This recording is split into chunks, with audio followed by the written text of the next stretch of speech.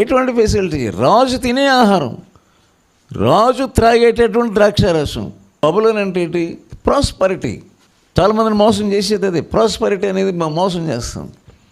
రాజు తినేటటువంటి ఆహారం మన టేబుల్ దగ్గరికి వస్తుందంటే దానియేలు ఎలాగ తన నీతిని కాపాడుకున్నాడు. అలా తిని నన్ను నేను అపవిత్రపరచుకొనకూడదు రమ్మన్నారు. వీళ్ళు భోజనం చేసి వచ్చేయడమే.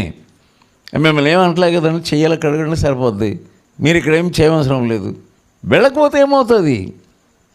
రాజు తినే భోజనము నేను తినను, అలాగా నన్ను నేను అపవిత్రపరచుకొనకూడదు అని నిర్ణయించుకొని నేను తినని చెప్పేసాడు. అది ఇన్ని అబ్జెక్షన్లు వచ్చినప్పుడు మీరు ఎంత చెప్పండి, నేను మాత్రం తినేది లేదు.